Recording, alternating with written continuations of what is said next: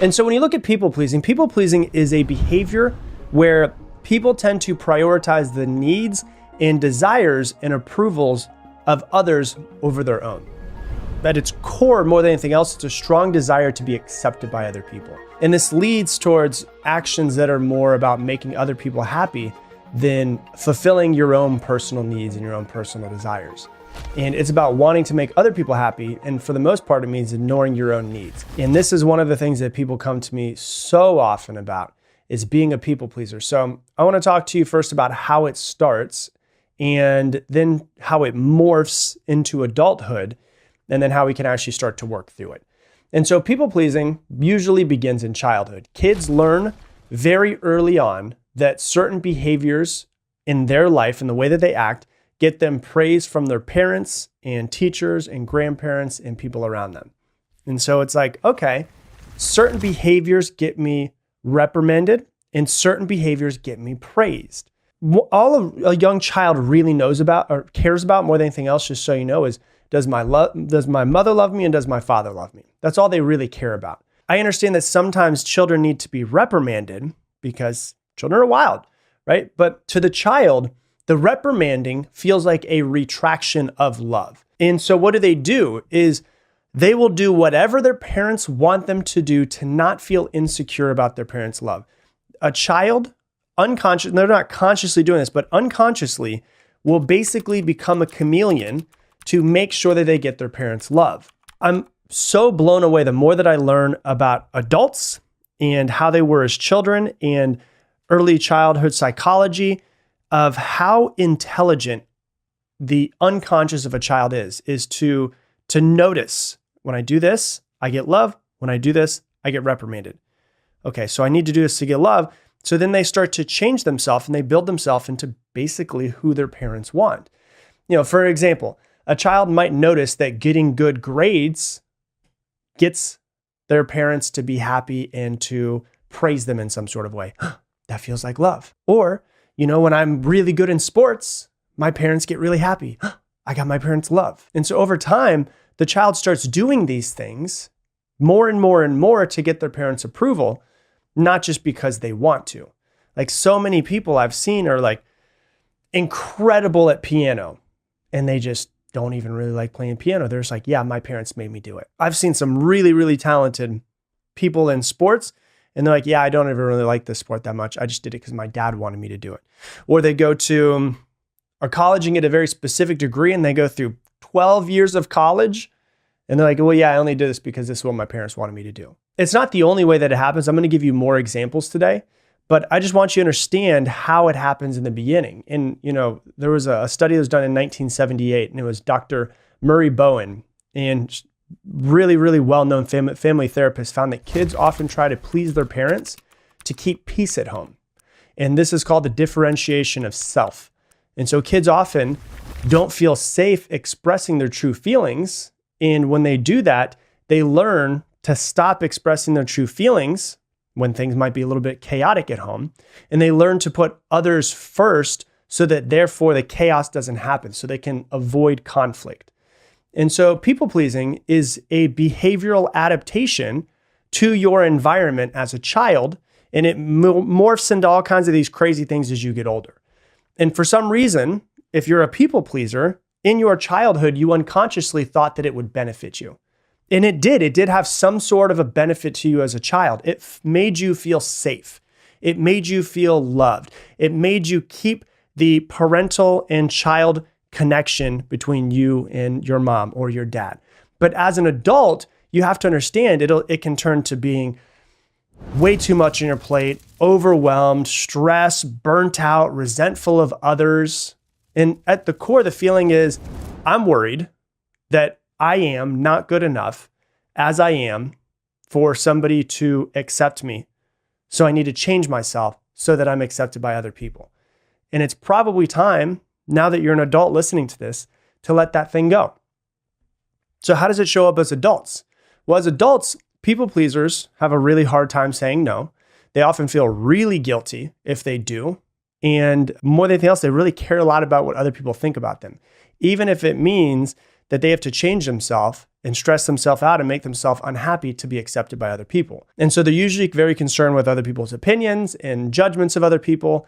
And so I have a few examples I'll give you of just fake people that I made up that will kind of show you how it happens in childhood and how it morphs as an adult. Where it pops up is as at work, right? People pleasers, they tend to take on too many tasks. They're really afraid to say no to the people around them, the people that they work with, their boss, their coworkers, and they feel like they will be rejected if they say no to someone who's asking something of them. And for instance, they would rather be stressed with too much than to feel like they're being rejected.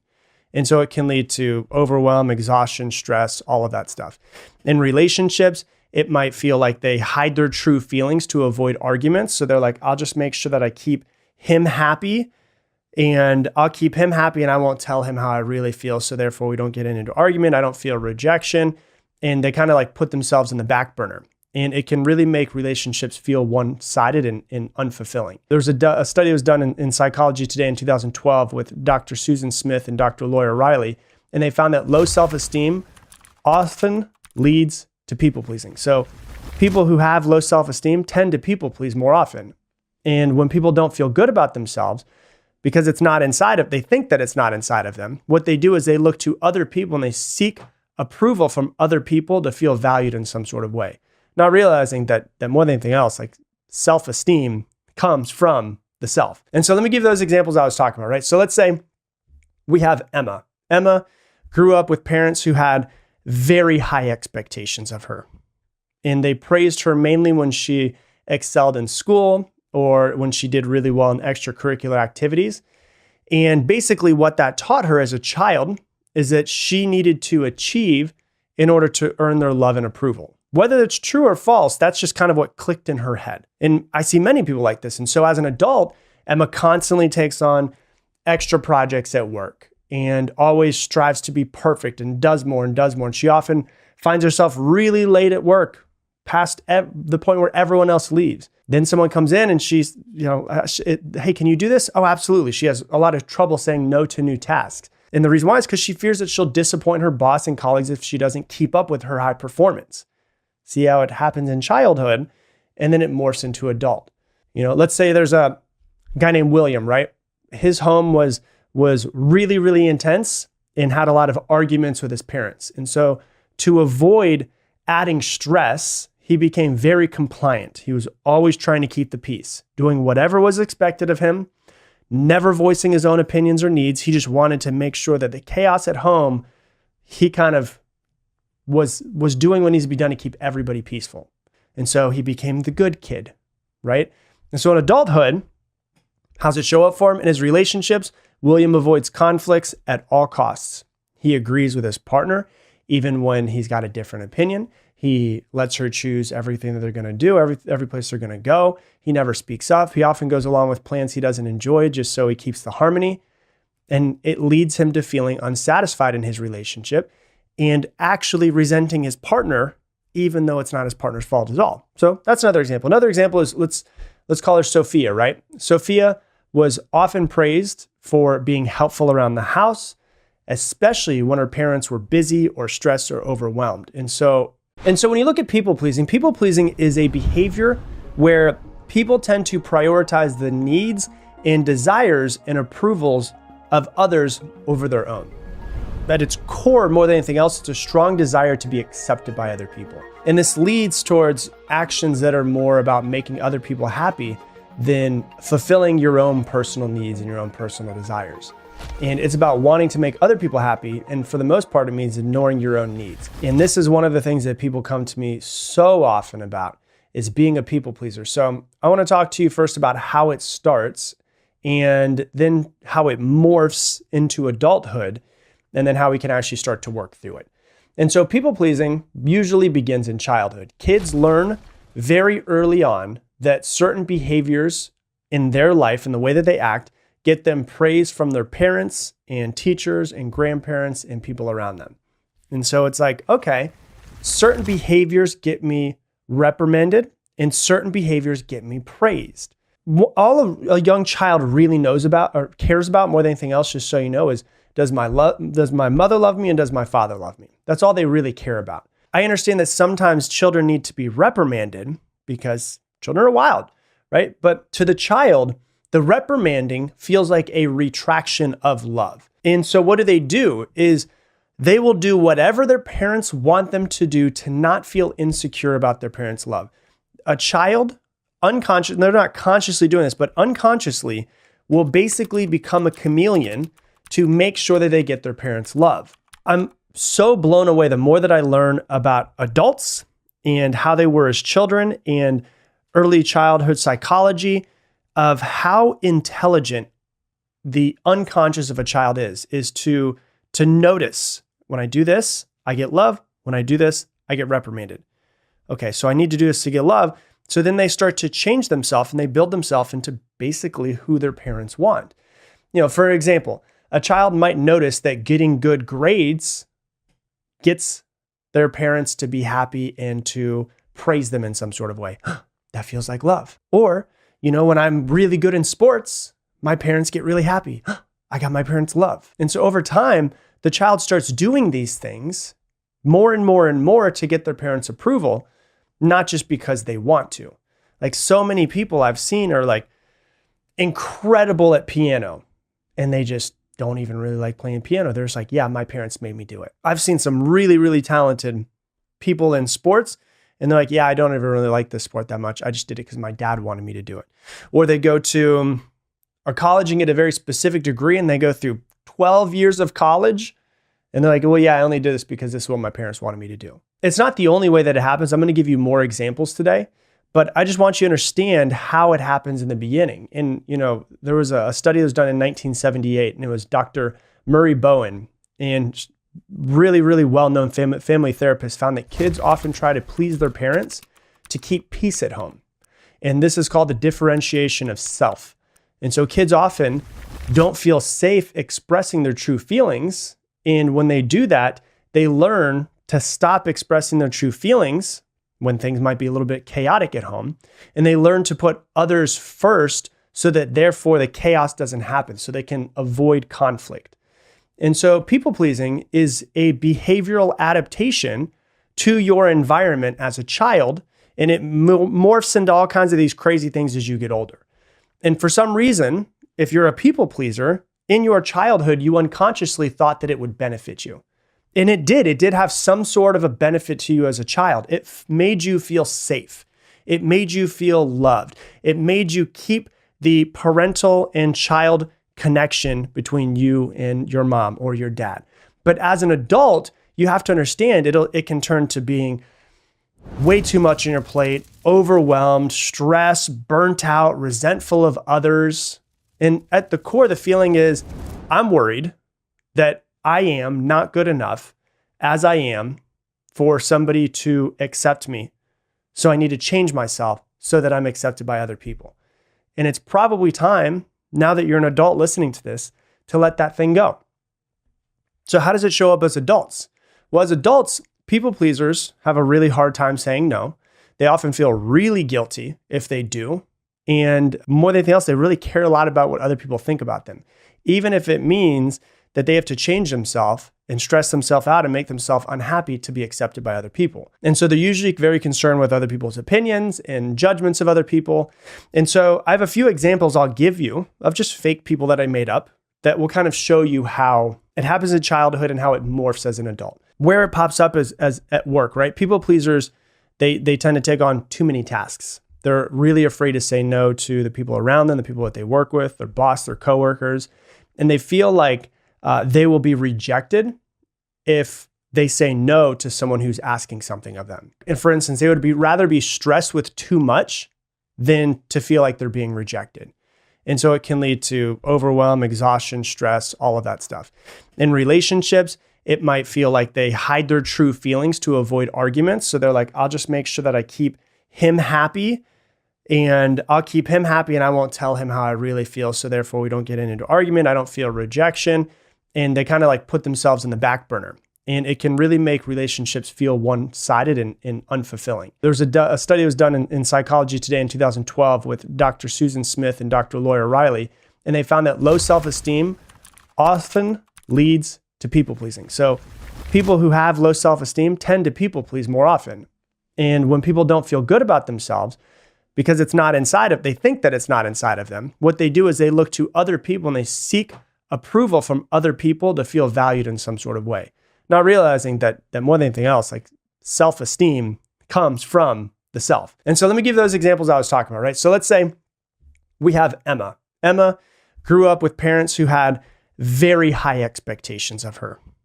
And they praised her mainly when she excelled in school or when she did really well in extracurricular activities.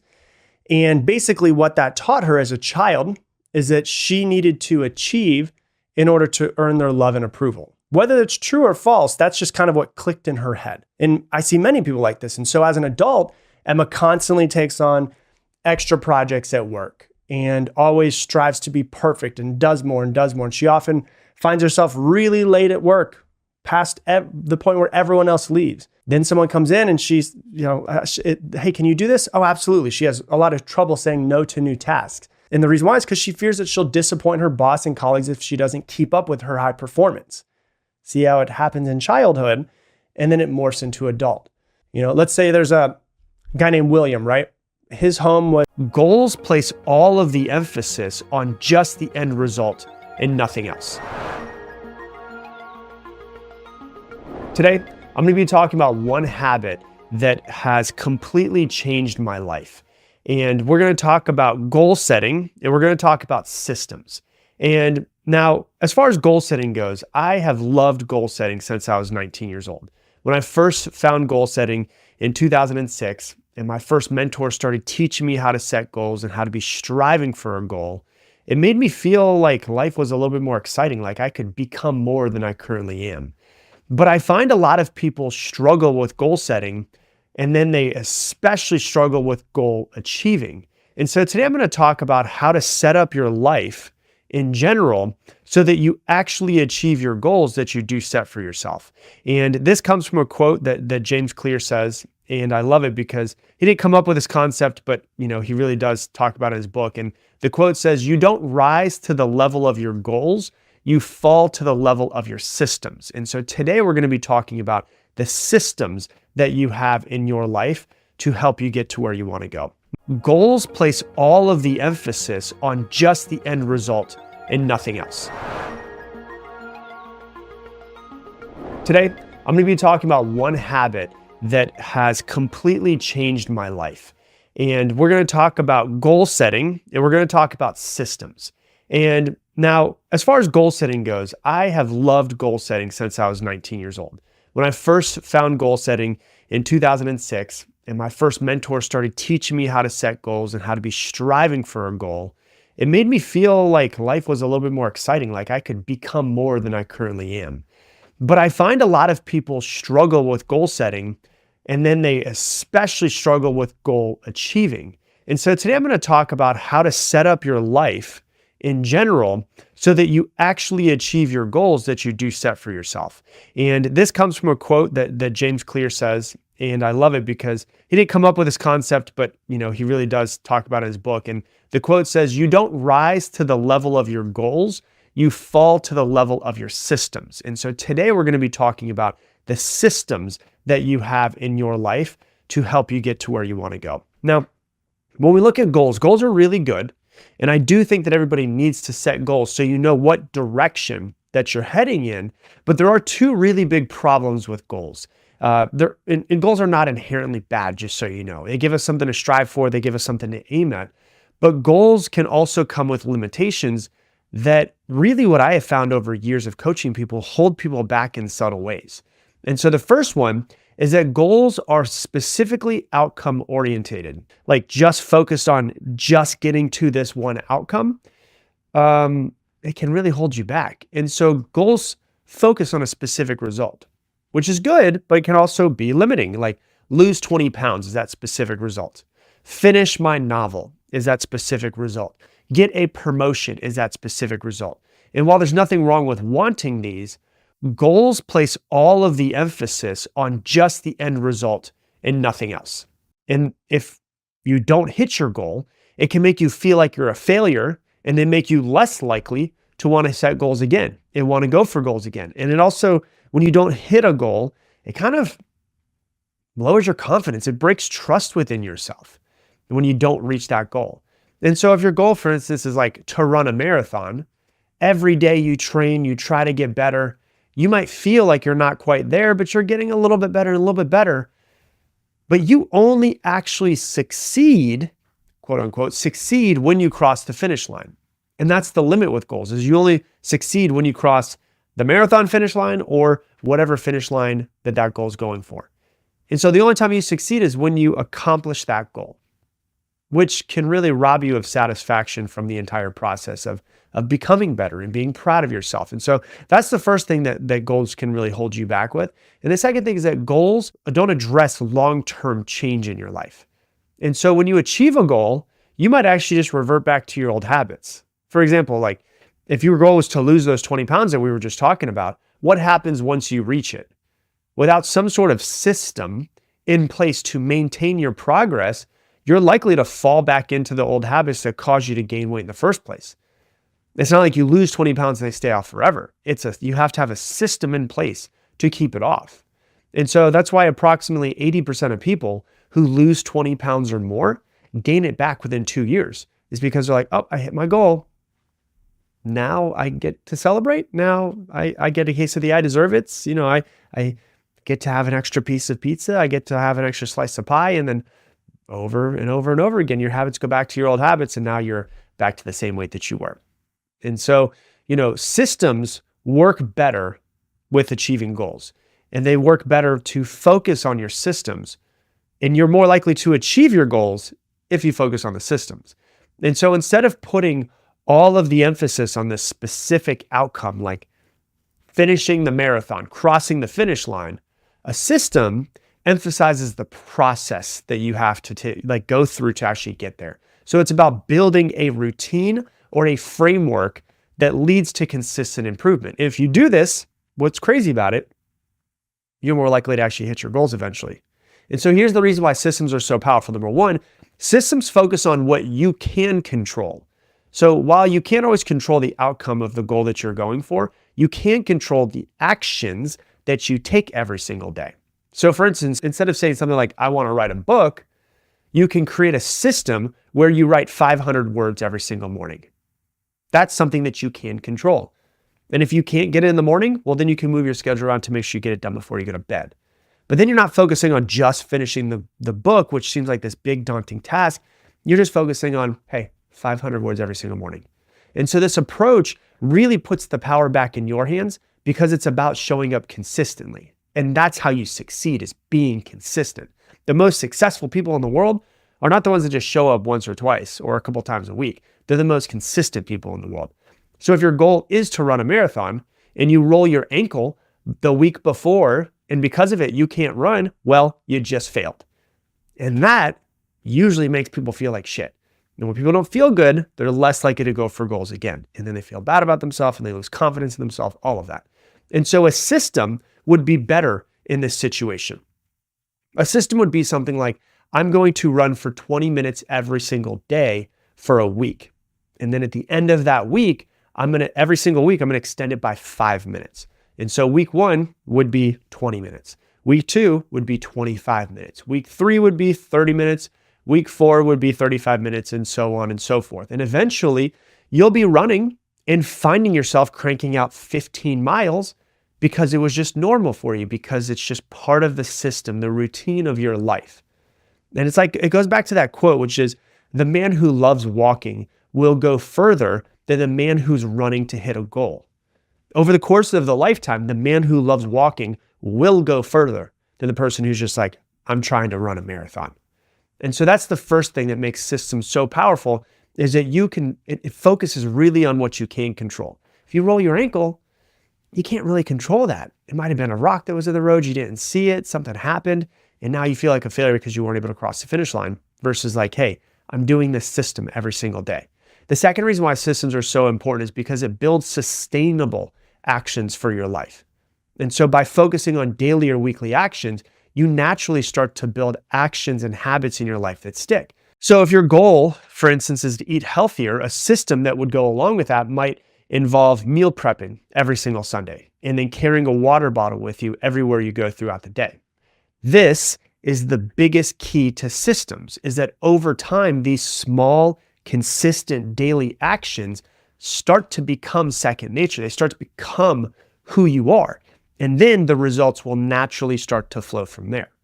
The third reason why systems are so important is because they reduce your decision fatigue. Like, you don't realize how many decisions you have to make every single day and how every single decision takes a little bit of energy from you. And so when you rely on a system, you don't have to consistently wake up and make decisions and figure out what you need to do and do something different. It's just like, no, you just follow it. The system tells you what to do. And so if you have a fitness system, like I'm going to work out at every weekday at 7 a.m., you don't have to spend energy on when you're going to do it. You've already got it done. It's part of the system. And just by doing that, you free up mental energy in other areas of your life. And so you can use that mental energy, the decision making, for something in business later on today. I read an article a couple of years ago that said that Jeff Bezos only makes 3 decisions a day. That's what he focuses on. But they're the 3 most important decisions every single day to scale his life and his business. So if you're wanting to run more, you might just set up a system where you run every day like we were talking about.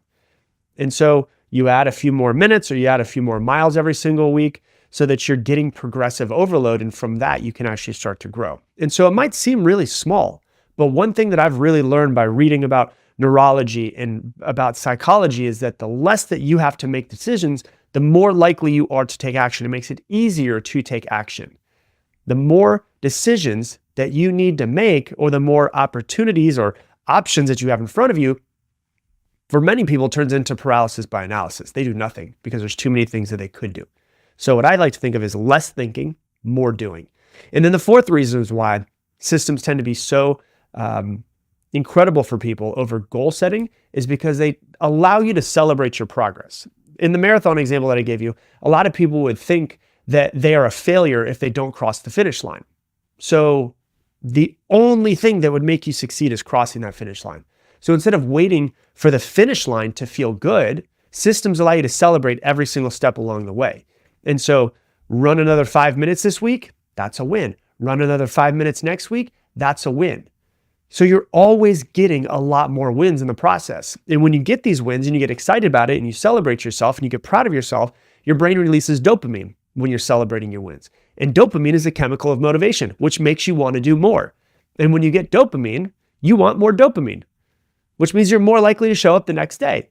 So each time you complete a part of your system, whether it's writing for 30 minutes or practicing a skill or learning a language or completing a task, you get a sense of accomplishment. In running a marathon, you kind of only really get the full sense of accomplishment when you cross the finish line. And so you're getting all of these little wins across the way, which makes you more motivated to show up the next day. And so let me give you a few real life examples of what this could look like in your life. Let's say that you want to be more mindful, right? A goal approach would be, I want to meditate for 30 minutes every single day. And then if you miss a session, you've done this before, we've all done this before. You miss a session or you don't go for 30 minutes or you struggle to sit for 30 minutes. You might feel discouraged. You might feel like you lost and you might want to just quit altogether. So that's when you're focused on your goals. But when you're focused on your systems, it might just be like, I'll meditate for however long I can every morning after brushing my teeth. Even if it's 2 minutes, that's a win. With the system, you're not tied to this rigid outcome or thing that you have to do. Some days you might meditate for 5 minutes. Some days it might be 20 minutes. The key point here is that you show up consistently and you integrate this routine into your daily routine. Showing up consistently is how you will eventually win in life. Let's say another one is systems around fitness, right? A goal approach would be I want to work out 5 times a week. That means if you skip a session or two, you might feel like you failed and you're going to get discouraged and you're less likely to show up next week. How many of you guys have done that before? I'm going to work out 5 times this week. And you work out 3 times and you feel like a piece of shit. You get mad at yourself, down to yourself, you shame yourself, you guilt yourself, and then you don't show up next week and you quit. Yeah, because you don't make yourself feel good. Make yourself feel bad about it, right? So this makes you less likely to show up when you beat yourself up because you didn't hit your quote unquote goal. A systems approach would be I'm going to move my body every day, even if it's just 5 minutes.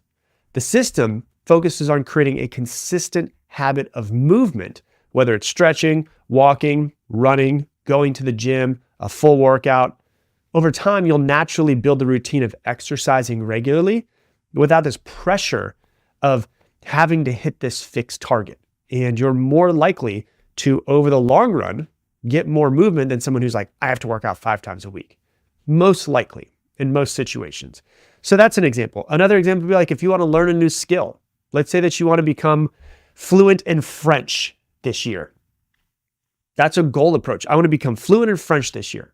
That goal can seem very overwhelming for a lot of people. And it makes it really easy to procrastinate. When it feels overwhelming, you're more likely to procrastinate.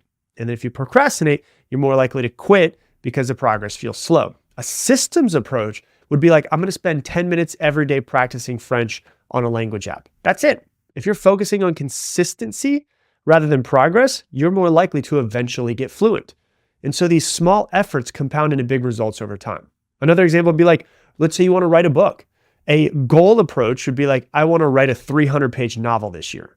That's a big deal. And if you fall behind schedule, it's tempting to be like, I'm too far behind. I'm just gonna give up on this goal. A systems approach would be like, I'm gonna write 200 words every morning after my coffee. That's it. All you gotta do is just crank out 200 words.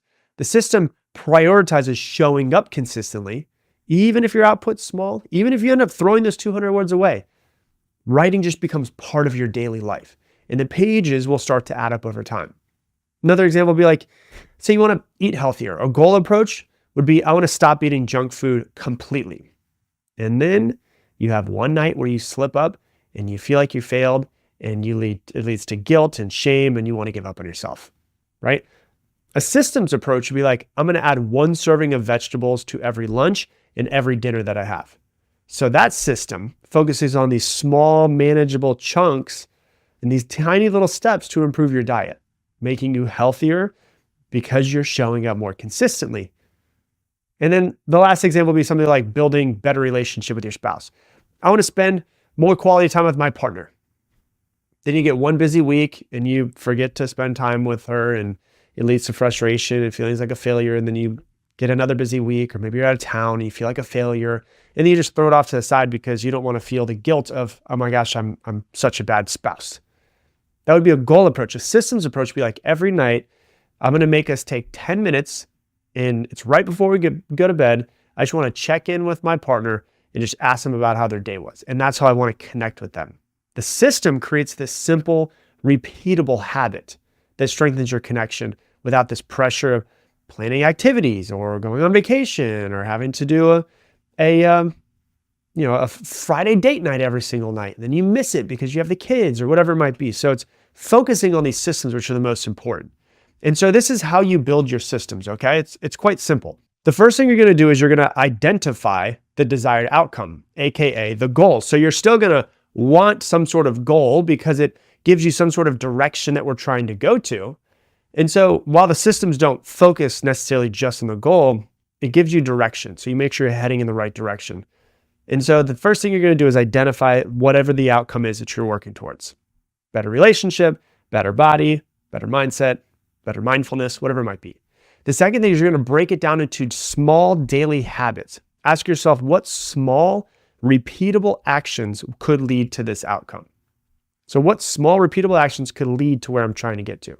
If you want to improve your fitness, your actions might include like daily stretching, going for a walk, doing strength training as often as you possibly can. So what are the small daily actions that you can do? The third thing is to make it specific and realistic. Get really clear guidelines on your system, but also make sure you keep it flexible. So instead of saying like, I have to do this, it's like, hey, here's what I want to do. So instead of saying like, hey, I have to meditate for 30 minutes every single day, like we said, it's like, I'm going to meditate for as long as I can after brushing my teeth. And as you start to do that, you become better and better at meditating and mindfulness, and you'll go a little bit further. And so you've got to be specific with what you want, but you got to be realistic. It's not like I'm going to brush my teeth and meditate for 2 hours after. That's probably not going to happen. So make it specific, but realistic. Number 4 is to track your progress. So the system, and the reason why you want to have it is so that you're staying consistent. So track your progress in some sort of way. Put it down in your calendar. Have a notes tab in your phone where you can track and make sure that you're doing it every single day. And number 5 is try to refine it whenever you feel like you need to. Like, your system is not going to be perfect the first time that you set it. You'll learn what works. You'll learn what doesn't work. When it doesn't work, don't be an asshole to yourself. Don't guilt yourself and shame yourself and make yourself feel bad. And be like, oh, I just learned something that doesn't work for me. Let me make adjustments around this. So adjust it so that your system will eventually be as effective as possible, but also enjoyable in some sort of way. And so really what it comes down to is the beauty of these systems is that success becomes a byproduct of your actions. And when you focus on the process of what you're trying to do, the results tend to take care of themselves. Welcome to today's video. Hey, you've been through some shit in your life, haven't you? I'm here to tell you that you are not broken in any sort of way. You're perfect exactly as you are. And I'm going to tell you a little bit more about that on today's video. Let's dive in. Life is hard. And whether you have a hard life, whether you have what most people would not consider a hard life, there's still a lot of really hard aspects of it. Maybe you have trauma, maybe you don't have a whole lot of trauma, but there's also going to be heartbreaks. There's going to be people who die that you know. There's a lot of ups and downs of life. And in my line of work, I've kind of seen all of it, and I've seen the best sides of humans, but I've also really seen the worst sides of humans. And I've had people share their stories with me that have been through some of the worst things that I could possibly imagine. All kinds of abuse, mental, physical, sexual abuse, suicides, murders, rapes, neglect. Like there's so many things that you could, all of the dark sides of human, I have been told stories of, all of the terrible things in the world. And the thing that I want to talk about today is about how no matter what has happened to you, there's nothing wrong with you. And that just because something happened to you in the past does not mean that you need to continue to carry it with you into your future. And maybe you haven't had crazy trauma that you would say, like your life was pretty good, it was decent. You had some loving parents, maybe they were still together, maybe they got divorced. So it doesn't have to be like this, oh my gosh, massive trauma for it to leave a really deep emotional scar. Some people feel bad because they feel like their lives are pretty good and they feel like they don't deserve to feel like they have trauma. Their parents are still, I have a friend whose parents, a couple of friends I can think of now, two people specifically whose both their parents are still alive, both their parents are still together, and they had like a pretty decent life. They grew up like middle class and things are okay. And they feel like they don't deserve to say that there was any trauma in their past because they've had an easier road in their mind than the average person, or in some of the worst things that people have gone through, right? And so they think to themselves like, well, I don't deserve to say that I've had trauma. But then when you start to talk with them, you realize like, yeah, you've had some trauma and you've had some things happen to you in the past that have made you who you are. Some people have like never been beaten before, but their dad worked all the time and never gave them any love. And so there was the father thought to themselves, I can think of one ex-client that I have specifically whose father worked all of the time and he had a decent life, middle class, everything, but his father never really was there for him because he was working so much. And his father's way of showing love was providing for the family and making sure everyone was good. But with that, this guy developed emotional neglect that came from it. His dad wasn't there and gave him the love that he really truly wanted. Some people, their mother, their way that they would, train them to grow up and be the way that she wanted them to be would pull their love away when she was mad. There's definitely some trauma that can come from that. There's trauma that can come from not getting the love that you want from a parent or having the love pulled away by one of your parents. Another person I can think of as I was writing this episode is I have another person that I know really well whose mother instilled fear in her. And she instilled fear into her because her mother always did that. And so her mother, so my friend's grandmother is extremely fearful. My friend's mother is extremely fearful. And both of them instilled fear in their daughters because of the fact that they thought that's just the way that it was. They watched the news all the time. Anytime something goes wrong, anytime there's some plane crash in another country, she sends it over to her. And, and so there's been a lot of unconscious fear programmed into her. There's a lot of trauma that she has around that. Some people's trauma is neglect, emotional neglect, physical neglect, and we all have different forms of it.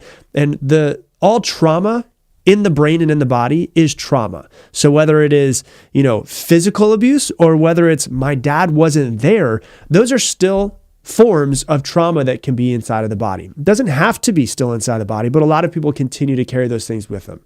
So quote unquote, big trauma and quote unquote, small trauma is really just a human measurement. Trauma at its simplest form is not getting what you need in your development. And one way that I like to think of trauma, and a way to think of it as, is a breakaway from the state of love. So if I'm talking about like a car crash and you get PTSD driving a car, that's not really the trauma that I'm talking about. I'm talking more about, your parent's emotional abuse. When a parent emotionally abuses a child, that's a breakaway from the state of love. When a parent neglects a child, emotional neglect, or they pull away their love from their child. Both of those are a breakaway from the state of love. Physical neglect, not getting the love that you want and getting the caring that you want, or getting the food that you need. All of those things can be a breakaway from the state of love. Heartbreak as you get older is a breakaway from the state of love. And so the state of love is really what I think we're born into and the way that we are. But there's many things throughout our life that break us away from this state of love. And it could be a big event that closes you off in your development. It could be a smaller event that closes you off in your development. It could be being bullied when you were younger. But one thing, and the reason why I'm diving into this, is one thing that I find with people that's very, very common is because of the fact that they have trauma in their past, their current self feels broken. They feel like there's a part of them missing. They feel like they're not necessarily whole. They feel like they're not worthy. And they feel like there's something wrong with them because of something that happened to them in their past. But really, something that happened to them in their past, whether it was quote unquote small or quote unquote big, is in the past. So it doesn't necessarily need to be in the present moment, which means that we're holding on to our trauma. So there's a difference between trauma and something that is traumatic, I guess you could say. Something that's traumatic is an event. Gabor Mate always says this. Gabor Mate is a psychologist who specializes in addiction. He says the event is traumatic. Trauma is us continuing to hold on to that event after the event has passed, right?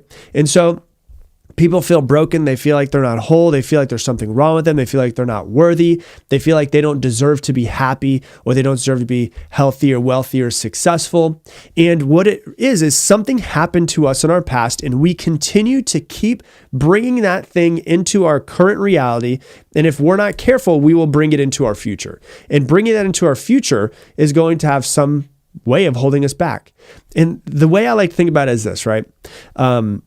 Let's say that there's a three-legged dog. Have you ever seen a three-legged dog? I love three-legged dogs. And the reason why is because when you see a three-legged dog, besides the fact that they're missing a leg, there's no difference between a three-legged dog and a four-legged dog. Even the two-legged dogs, they only have the two back feet, two back legs, right? They are the same amount of happy as any other dog. They are the same amount of love as any other dog. They are the same amount of joy as any other dog. So they could have been hit by a car. They could have had an owner that had something wrong with them and whatever it might be, and they caused trauma to their leg. But that dog has three legs now, and they don't look at themselves and think there's something wrong with me. I'm not whole, right? It was an event that happened. They let go of it, and we could talk about, well, their memory, blah, blah, blah, whatever. But really what I'm trying to say is they had an event happen to them. They're not bringing that event into their present moment. But how many people are still holding themselves back because they're identifying with a version of themselves that was 10 years ago, something that happened to them 10 years ago. My dog, Toby, passed away last year. And for the last year, Toby was losing his eyesight and he was losing his hearing.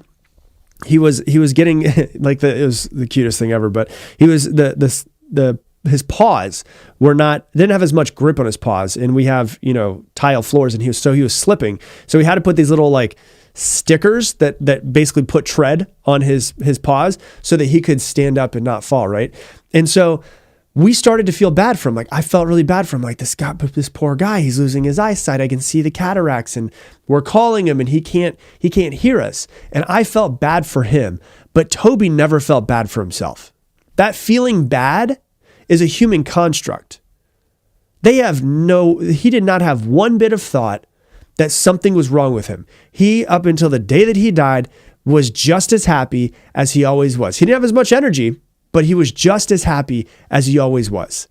And I want you to understand, if the dog can do that, if an animal can do that, we're also animals as well. Can we remember a lot better than a lot of them? Sure. But a traumatic thing can happen to a dog and they don't bring it into this present moment. A traumatic thing can happen to us and we bring it into this present moment. And so, like I said, a lot of humans say, like, I feel broken. I don't feel whole.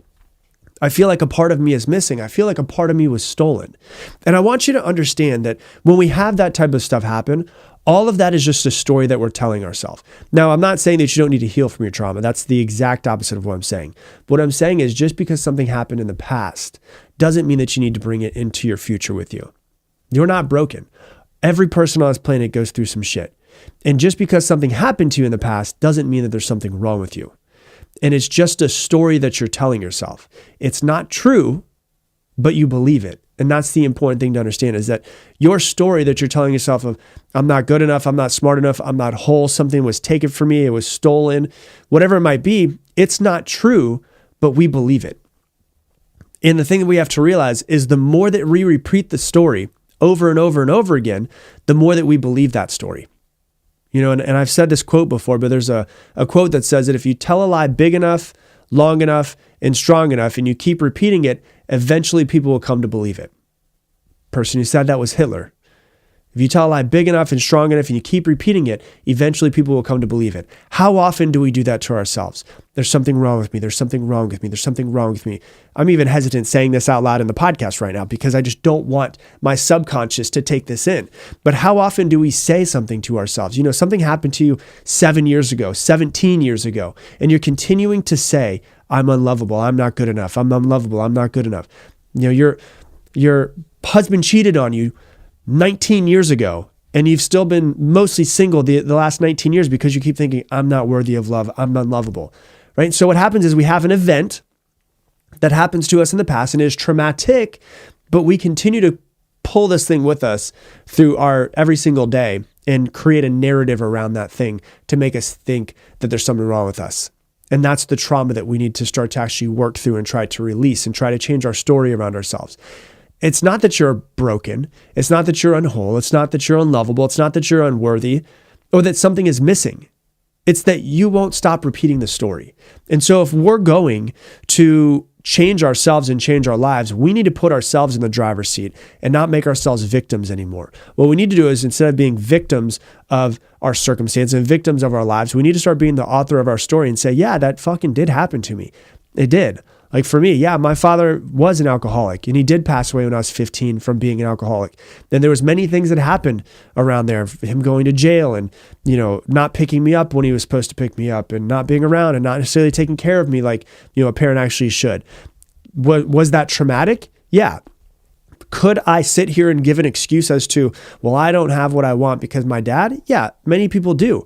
Or we could look at it and say, just because that happened to me in the past, in my, you know, chapter 9 through chapter 15 of my life, that happened. But I'm not going to continue reading chapter 9 through 15 because I'm on chapter 37 right now.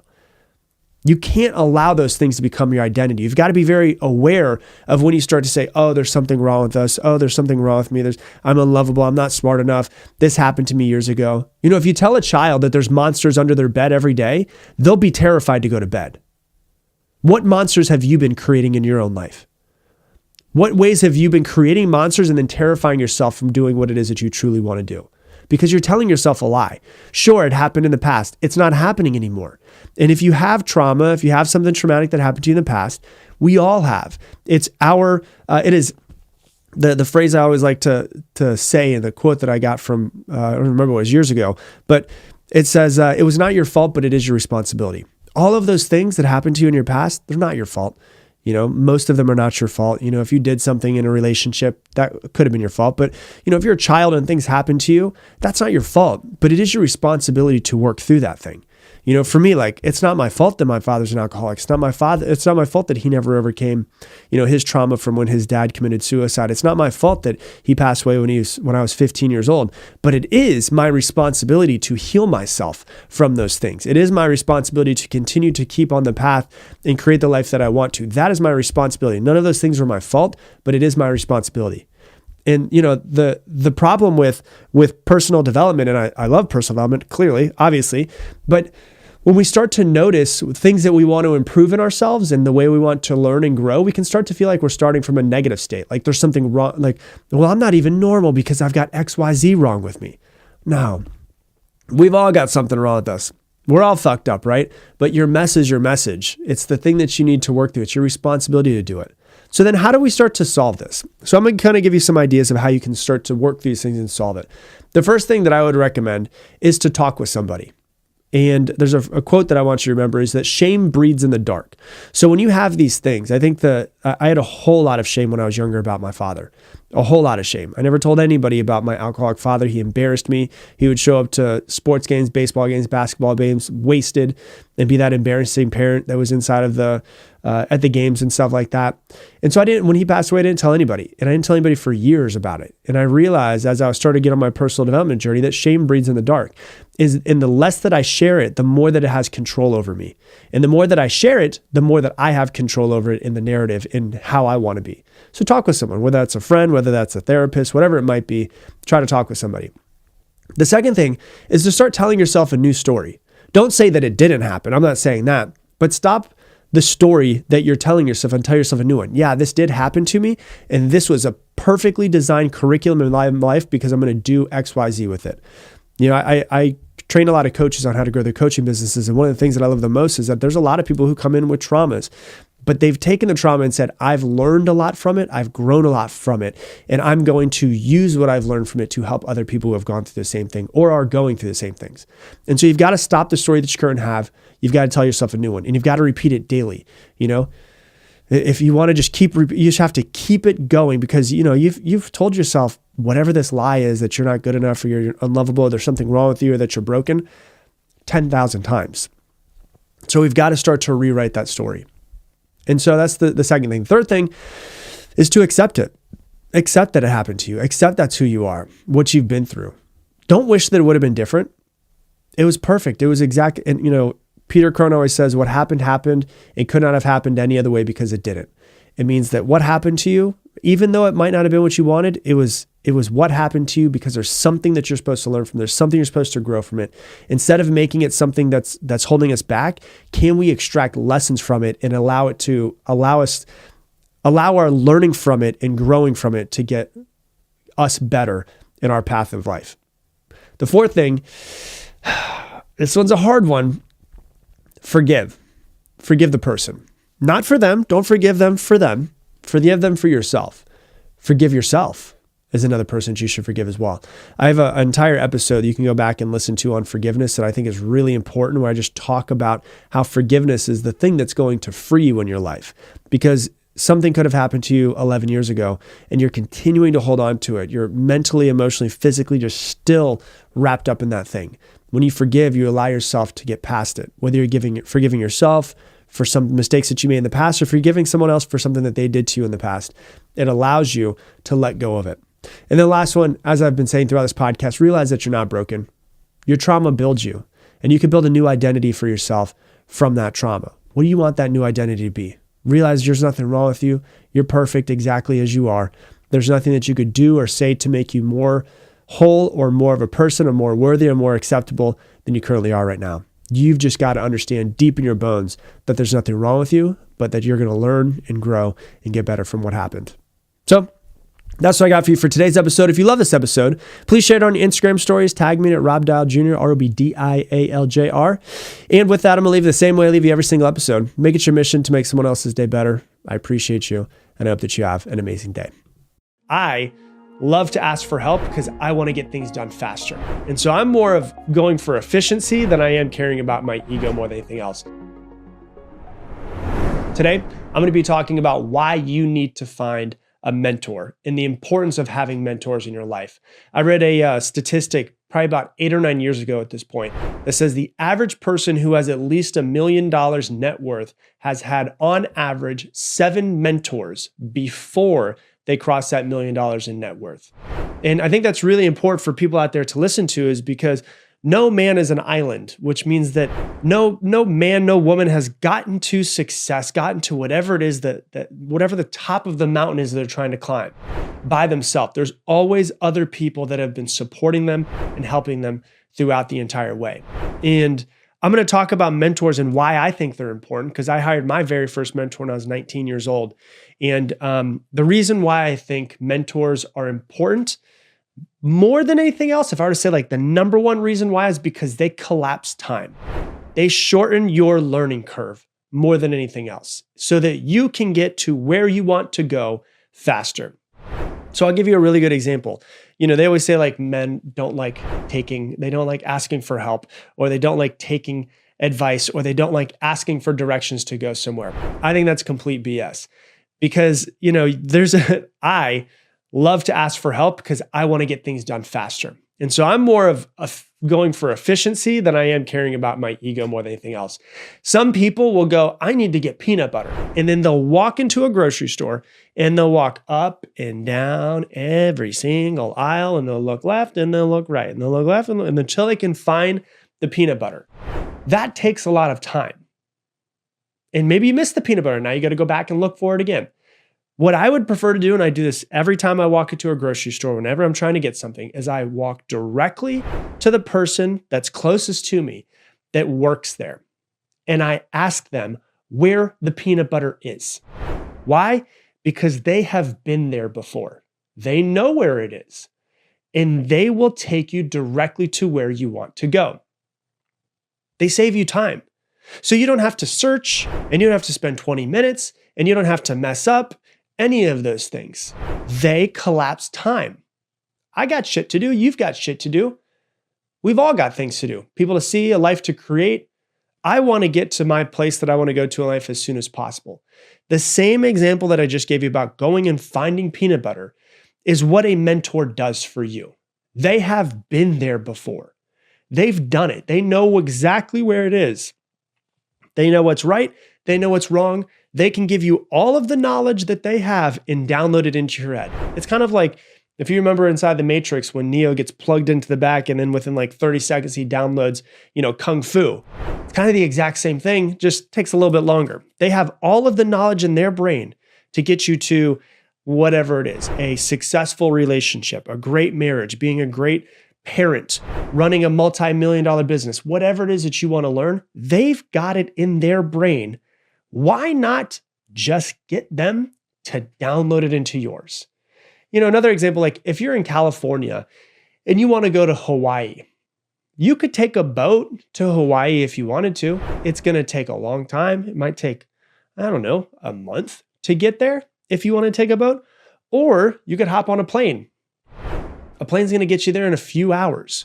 The difference is the plane, like I'm saying here, is like a mentor. They're going to get you to the destination that you want to get to as fast and efficiently as possible.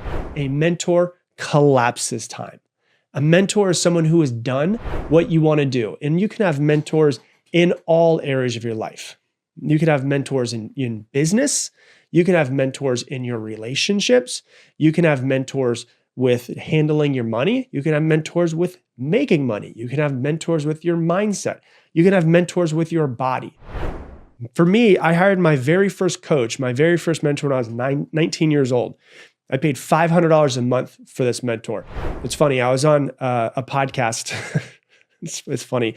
It's funny reading the comments that people put out in this world. I was on someone else's podcast and I had mentioned that when I was 19 years old, I paid $500 a month. And in the comments, we're all like, oh my God, it must be so nice to have rich parents, and people like trashing. How does a 19-year-old have $500? Like when I first started making money, I started in a sales company when I was 19 years old.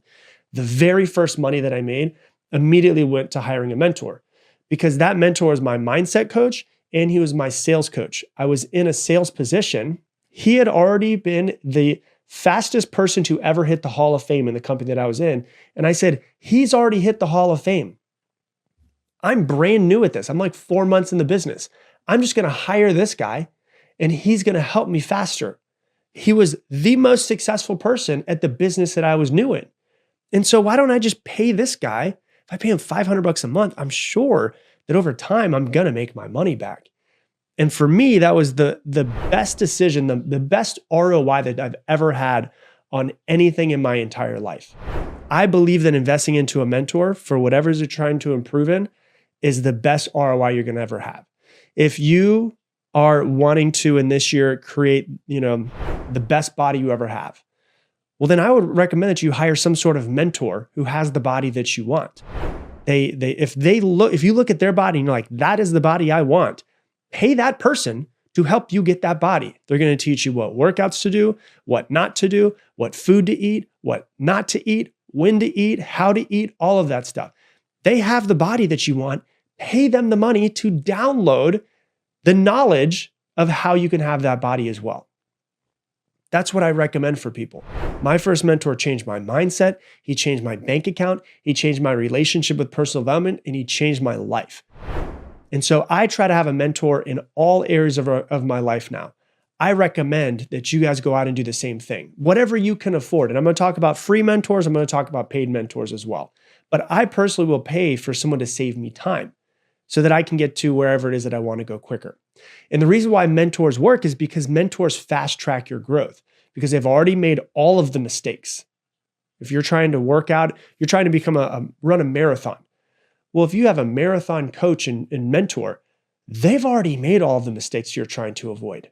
Why not just pay them to help you get better at running a marathon in your first try? They know what works. They know what doesn't. They have proven strategies so you don't have to waste years figuring it out. If you want to run a multi-million-dollar business and you can go and hire somebody who's already been good in the industry that you're in and they're doing millions of dollars a year, and you pay them or you have some sort of value exchange, maybe you can barter something because you have some sort of value that you can give them, that's worth it for you because they can download years of knowledge into your brain, maybe a decade of knowledge into your brain in the next 6 months. For me, like one of my businesses is I teach people how to grow coaching businesses online. Why? Because I've already grown a coaching business online. I've already messed everything up. I found out what works. I found out what doesn't. Someone can spend 5 years trying to figure it out, or they can just collapse time and learn from somebody who's already built the business that they want and has taught over 2,000 coaches on how to do it. It's just getting to the peanut butter quicker. That's all that it really is. And so let's talk about different types of mentors. There's free mentors, which I do recommend, but there's also paid mentors, which I do recommend as well. And what I would recommend for you guys is whatever it is that you want to improve in this year, I would make some sort of budget for your personal growth. The same way that you budget money for your insurance and for your rent or your mortgage and your phone bill, all of that. If your growth this year is really important to you, I would recommend saving up and budgeting some sort of money for your personal growth, for whatever growth that you want to get better at this year. So let's talk about it. So there's free mentors. Free mentors are great. I've had many free mentors in my lifetime, and I have massive benefit from knowing them, from being able to text them and ask them questions, from being around them. And I found that when I'm around people that are higher level than I am, they inspire me to be better. I start to see how they operate and I start to change the way that I operate. Well, he would never do that. So why would I do this thing? I'm not going to do that. And so I recommend that you go and try to find, even if there's one or two people that might be in your life, they might be in a different industry, but you might look at them and be like, I really look up to them in some sort of way. They might be 2 or 3 years ahead of you. Spend more time with those people. You will naturally start to be better when you surround yourself with better people. I remember I have a mentor of mine. His name is David.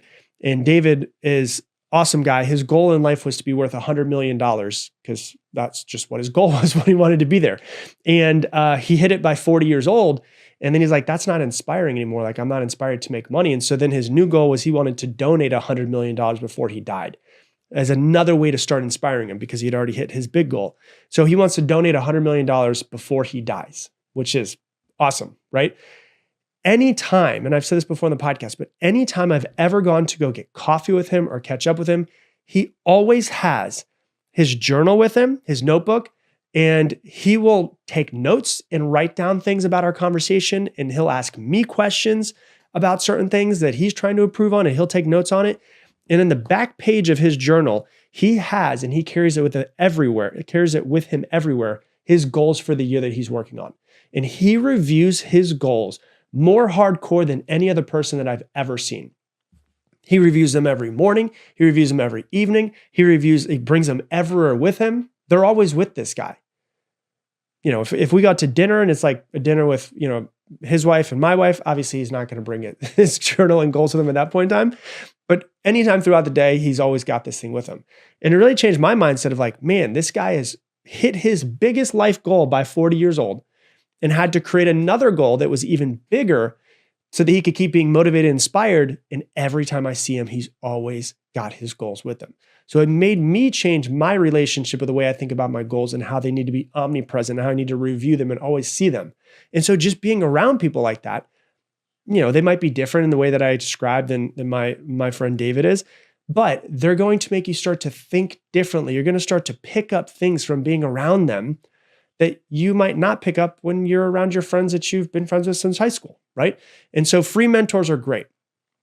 Sometimes they can be hard to find, but I recommend doing as much networking as you possibly can. If you live, you know, outside of a big town, 45 minutes away, go to some networking events, start doing some coffee with some people, start focusing on expanding your network, and you will eventually find them. Okay, so that's free mentors.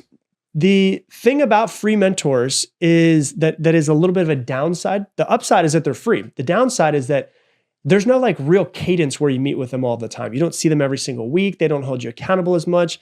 They don't feel as obligated to your success. Paid mentors on the other side can be really great as well in many ways. They are, if you're paying somebody to download the knowledge from them in to help you be more successful in whatever it is you're trying to be successful at, they're going to hold you more accountable.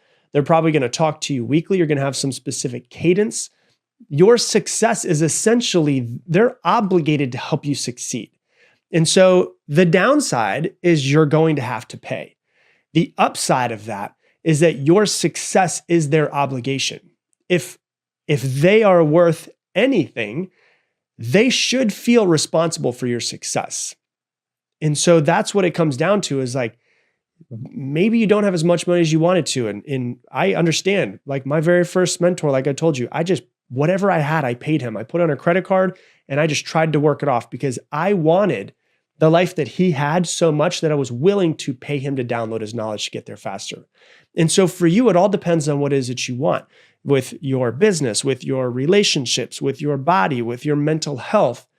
You know, mentors, they don't just teach. They don't just like, you know, get on a whiteboard and say, here's what you need to do with your life. Here's what you need to do with your business. They ultimately, in the long run, they save you time in your life so that you can get to whatever success means to you, your destination faster. They save you energy so that you don't have to just keep trying things out. They save you frustration. They save you time, money, energy, frustration, all of those things. And so whether it's a free mentor or a paid mentor, they help you skip these unnecessary steps that you have to go through by just throwing crap at the wall and seeing what sticks so that ultimately you can just achieve the results that you're looking to get faster. And so the goal is very simple. What you need to do is try to figure out what are the areas of your life where you want to have mentors. And do you want to have free mentors and do you want to have paid mentors? If you want to have free mentors, you're going to possibly need to, there might be someone in your network that you should start reaching out to and start seeing more often. Or you might need to start networking to meet more people who can eventually be mentors of yours in some sort of way. If you're going to work with paid mentors, well, what areas of your life do you want to have these paid mentors in? And what is your budget? Because that's going to help you figure it out. And so what I would recommend is if you're working with someone who's going to be your mentor, your coach with your body, what's your budget for it so that you can get there faster? What if you're going to have somebody who is your mentor for your mindset? What's your budget for it? If you're going to have somebody that's your mentor for your business, what is your what is your budget for it? Ultimately, I've never really heard too many people say that hiring a mentor was a bad decision. Are there bad mentors out there? Sure, I'm sure that there are. But the majority of the time, what I always hear people say is that the best ROI that they ever had was investing into themselves.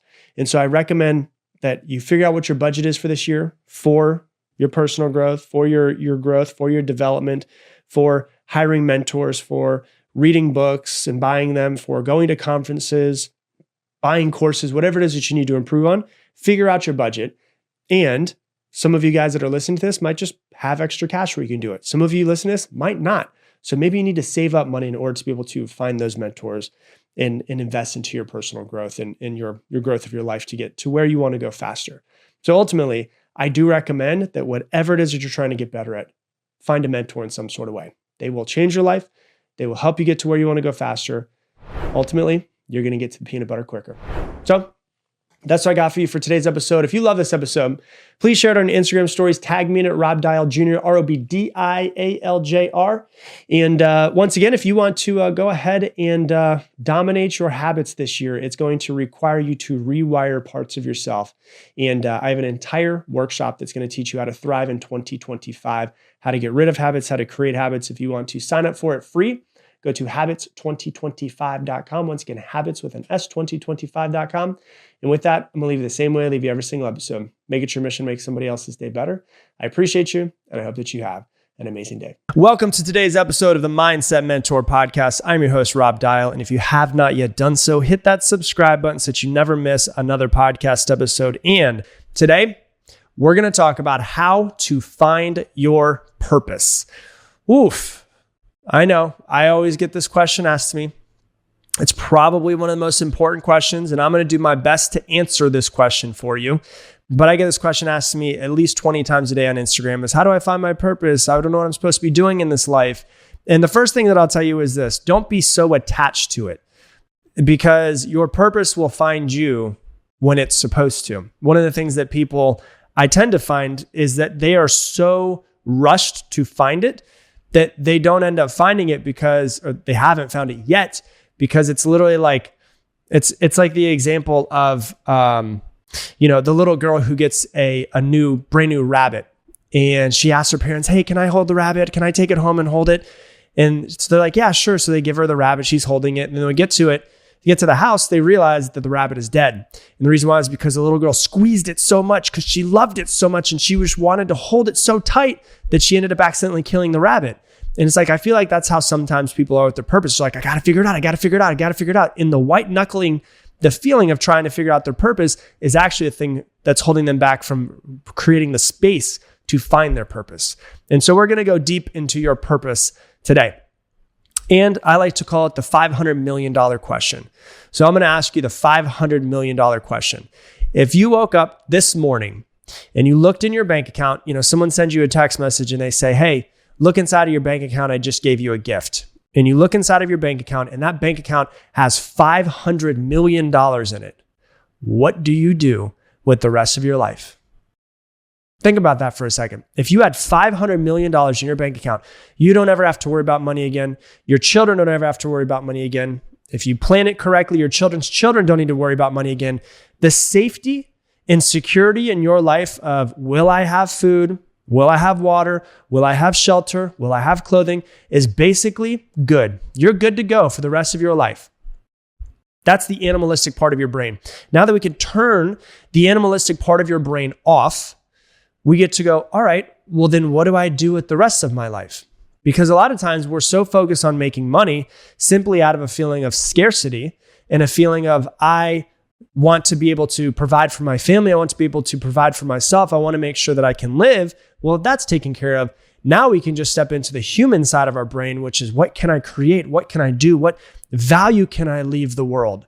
And so if you were gifted $500 million and you never have to worry about money again, and what would you do? Immediately, what do we do? Okay, oh my God, I've got $500 million. I can go do whatever it is that I want to do. I can buy the cars that I want. I can buy the clothes that I want. I can take the trips that I want. I can buy a house here, and I can buy a house in the water. I can buy a house in the mountains.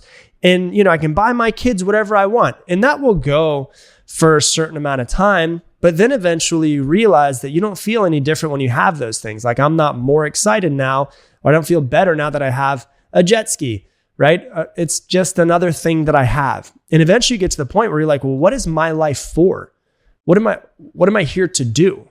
What is it that I want to do? After all of that, after buying all of those things and having all the fun and doing all the trips and realizing that none of those things actually fulfilled you ever, what would you be putting your time and energy into? So think about that question. For you, do you know what it would be? If you don't, well then, we need to figure out what that is. If you do, well then that's probably what you should be doing. And so I always say to people, because people are always so stressed out about finding their passion and finding their purpose, is that it's okay if right now in this moment, listening to my voice, you don't know what your purpose is. But it's not okay to not be in constant pursuit to find out what that purpose is. And so it's like, okay, well, now that I know that I'm taken care of, I'm going to wake up every single morning and I'm going to ask myself, and you can ask yourself this, even without having $500 million in your bank account, I'm going to ask myself, what is my purpose? God, universe, whatever it is that's out there, tell me what my purpose is today. I'm going to wake up every single day and I'm going to set my reticular activating system to find what my purpose is. And I might get a little bit of a clue here and I might get a little bit of a clue there. And I start taking these clues and I put them together like puzzle pieces. And maybe in 6 months, I figure out what it is. Maybe it's a year, maybe it's 3 years down the road. But eventually I figure out what my purpose is. There's a pretty good chance that most of you listening to me right now have a pretty good idea of what your purpose is. The problem is that you're just thinking that it's ridiculous or it's not possible. And so you need to get past that and actually feel into it and say, hey, is this my purpose? Is this what I want to be doing? That's really the most important thing.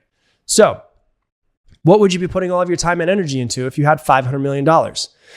Would you spend more time with your children and making sure that, maybe you take your children out of school and you're like, you know what? I'm going to have a teacher come and I'm going to provide the best education that I can for my children.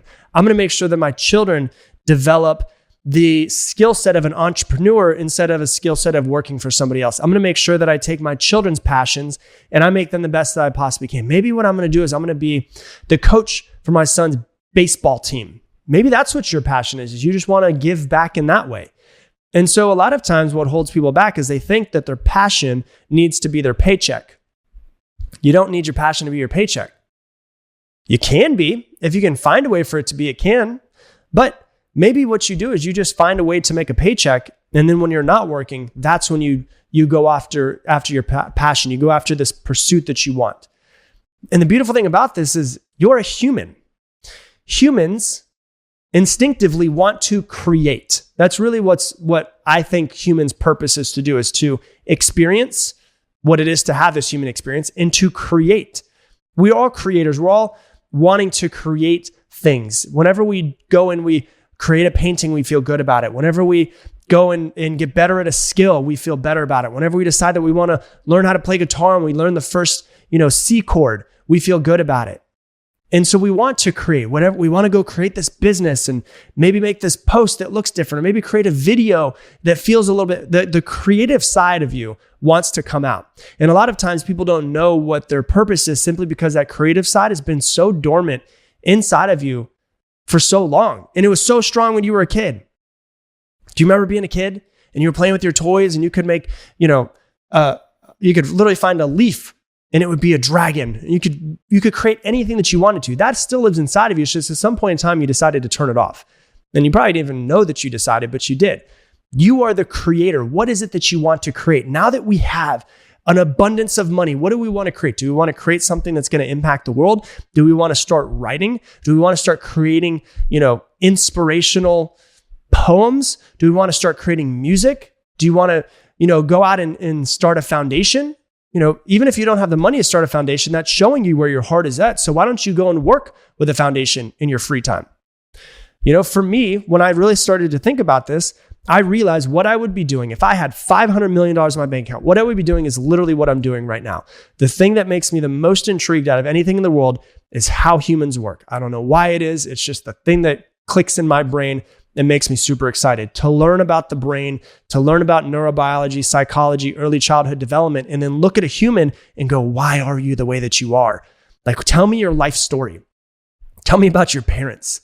Tell me about the way that you were raised. Tell me about the traumas that you have in your life. And as I start putting those pieces together, I can go, yeah, well, that makes sense why you are the way that you are. Do you want to be that way, or do you want to change some certain aspects? Do you want to change some aspects? Well, hey, can I give you some tips on how to do so? Because I'm connecting all of the dots as to why you are the way that you are. Can we look forward and try to connect the dots going, this is who you want to be. So these are the puzzle pieces that we need to move around a little bit. I just love that. Not a lot of people love it. That's okay. But it happens to be what makes me excited. There was a question one time they said that I heard somebody say, and they said, hey, if you had 5 days left to live, what would you do? And you write it all down. They said, hey, if you had 5 months left to live, 5 days, I probably wouldn't be sitting here creating content. I'd probably be spending time traveling with people that I love and spending as much time with them as I possibly can. If I had 5 months to live, I'd probably be spending a lot of that time getting everything that I can out of my brain onto video that I thought would be valuable for humans. That would probably be one of the things that I would spend a lot of time doing, right? So that just happens to be my passion. What is yours? Is it that you would spend time at a foundation? Is it that you would spend your time painting and creating art that could eventually inspire people later on down the road? What is it that makes you, as Alan Watts says, what is it that makes you itch? If money was not an object, what would you spend your time doing? Because ultimately what we find out is that money is the thing that holds us back from doing what it is that we want to do. Because we think that we have to be constant pursuit for this thing, because that's what we've been taught since we were children. So what makes you light up inside? Would you want to start a business? In that business, 100% of profits go to children? Would you want to start a business and, the real reason why you have the business is to be able to expand human consciousness and improve people through your business and develop yourself as a leader so you can develop other people? Would you want to, record videos? Would you want to make music? Would you become a coach and be a life coach or a fitness coach or a nutrition coach? But maybe at this point, you don't think that that's possible for you. So you have to stick with your full-time job because you have to pay the mortgage. And you don't think that you can make money, even though you can make a ton of money as a coach, but there's a party that doesn't believe that. Would you start a charity? What would you do with your time? And here's the beautiful thing about it is, and I'll explain it to you this way is, and this usually tends to help a lot of people out, is when you're finding your passion, you're starting to work through your passion. There's two different things that can happen in your passion. Either number one, you could be a jackhammer, or number two, you could be so number one is a jackhammer. Let me explain it real quick before I go into the next one. So a jackhammer is, if you've ever seen a jackhammer, literally you just go. You just break through everything. You just go, go, go, go, go. And a jackhammer is someone who's like, I feel like with my passion, I'm a jackhammer. Like I feel like I found this thing and I want to do this till the day I die. It might shift in 7 years. I might not want to do this in 7 years. But at this point, I feel like this is really the thing that I want to spend the most time with, right? So are you a jackhammer with yours? Or maybe are you like a hummingbird? And this is where a lot of people actually are. A lot of people are hummingbirds. We put a hummingbird feeder outside of our a place about 2 weeks ago, and the hummingbird will come and they'll feed on it, and then they'll go up into the trees and they'll go into some of the flowers and the wildflowers that we have outside, and they go from flower to flower, and they don't spend all day at one flower. They go from one flower to the next flower, to the next flower, to the next flower. And so with your passion, it might not be something that you have to do until the day that you die. If it is, beautiful. You found it. That's the thing that you want to do till the day you die. But if you're someone that goes, hey, what could I spend the next 3 to 5 years of my life really getting into? Like if you had $500 million in your bank account, what would interest you for the next 3 to 5 years? What would intrigue you? And a good question you can ask yourself is, what do I want to learn more about? Like, what do I want to learn more about? Is there something that I want to learn about? Because usually what your passion is something that you're really intrigued by, something that makes you go, I want to learn more about this subject. So if you had $500 million and you could quit your job and you could spend time with your kids in your time where you were learning about something, what would you want to learn? Usually your passion is in something that you're passionate about learning more about and developing a skill and going, you know what? I do want to get mastery in this subject. What is it for you? What would you like to do? If you had an infinite amount of money, almost, you could do whatever the hell that you wanted. You could spend time with your kids. You could travel. You could buy all of the shit that you want. What would you spend your time learning about? What intrigues you? Maybe you go, you know what? I would spend a lot of time watching films. And then that develops into something of like, hey, I think I want to buy a camera. And then it's like, hey, what if I were to actually try to shoot my own film? I've got enough money to create my own film. And then you go into filmmaking. You start going to editing. You start going into script writing. Maybe you want to get into comedy because you're like, I just love watching comedy. I want to see what the feeling is. I love the feeling of making people laugh. I wonder what it would be like if I just tried to make people laugh all day long. And I sit there and I try to improve the art of becoming a better comedian. What would that be like for you? You have $500 million. You could do anything. What would it be? Think about that for a second. What is it? Some of you listening are like, I think I know what it is. And if you think you know what it is, that's probably it, but you've been just telling yourself it's not possible. And some of you listening are like, I don't freaking know. And at that point in time, that's what I'm telling you, is to wake up every single morning and say, hey, I want to know what I want. Universe, God, source, thing that's out there that's creating air, whatever it is that you want, that just keeps all of this thing running. And I breathe out carbon dioxide, and somehow the air, the carbon dioxide goes into trees and trees give me oxygen. I breathe the oxygen. Something's keeping this cycle running. Whatever that thing that's keeping the cycle running and created all of this, what do I want? I want to know what I want. Tell me what I want. And you set your reticular activating system to find it. And you go, I'm going to set my intention that today I want to find a puzzle piece as to what my life purpose is. And I might not know exactly what it is, but I'm going to find a little bit of a piece. And then tomorrow, I'm going to find another piece. And the next day, I'm going to find another piece. So I set my intention as to how I'm going into every single day so that therefore I can start to find out what that purpose is. And then you ask yourself, what would I do if I had this money? And you start to figure it out. And you start to figure it out. And you start to figure it out. And the reason why I love the question of what would you do if you had $500 million gifted to in your bank account today is it cuts through all of the BS. It takes away all of the pursuit of money that we spend a lot of our time going after. And it gets down to what your true passions are. Often we take a job just because it's going to pay the bills and because you have bills you have to pay. But you weren't put on this earth just to simply pay your bills and die. You were put on this earth to thrive and to create something and to enjoy what it is that you're doing. What is it? Now that you don't have to worry about working that job with people that you don't like or something that feels like it's sucking your soul, now what you can do is you can go, you know what? I'm going to spend my time doing something that I love to do. What is it? Now you can figure out what it is. Would you paint? Would you do music? What is your full expression of your human experience that you have? How would you want to leave this earth? What is your legacy that you want people to remember you by?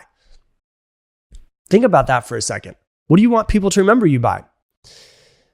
And you might not know what it is right away, but as long as you start, that's okay. And so write this down.